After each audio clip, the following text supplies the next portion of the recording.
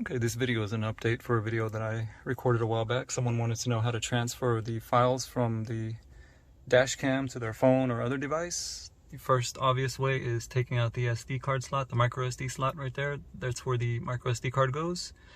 And if you're not able to do that, to put it in your phone or your laptop or whatever, then the other option is to obviously send it via Wi-Fi to your device. And what you'll want to do first and foremost is you'll hold the up arrow here for a few seconds, and then you'll get prompted with this, and it takes you to the, it's a little difficult to see, but it says Wi-Fi on, and it has the information there.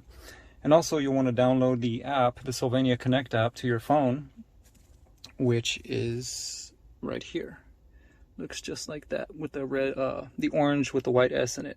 I don't know if it's still in the Play Store. I've read a while back that it wasn't. I'm not sure, but it should be in the Play Store. So you'll open that up. And also, you'll need to connect to the Wi-Fi from your dash cam. So what you'll need to do is go to your Wi-Fi settings, look for Dash Cam Pro, connect to that. And if you don't have it set up already, it will ask you for the password. The default password, I believe, is like 12345678. Nothing hard to remember.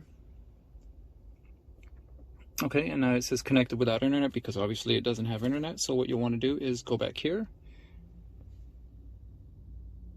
You'll go to next, and it'll basically walk you through it step by step. Hit next again. You've already entered the password. Done. Okay, well, you can change the name, so on and so forth, however you choose. That's just the name that I have mine set at. And as you can see, it connected, and now you can see a live feed of what the camera is looking at. And to get into your files, you'll just click up here on Album. And there'll be two files, two folders. There'll be pictures and videos.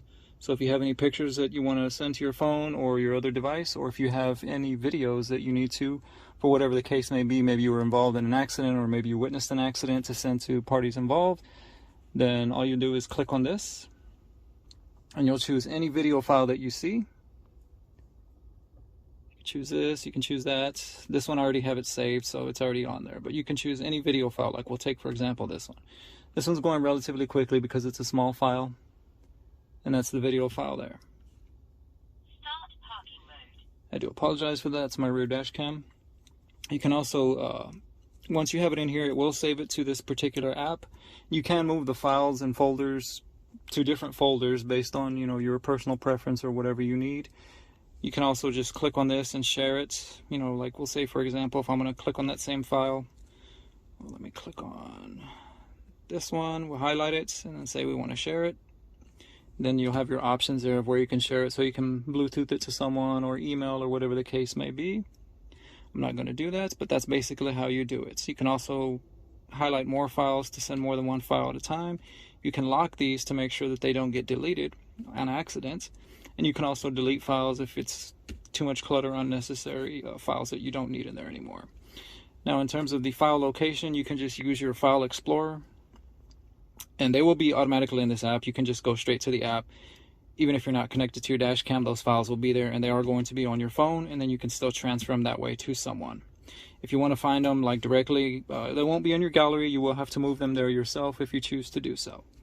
So if you have any other questions, please feel free to ask.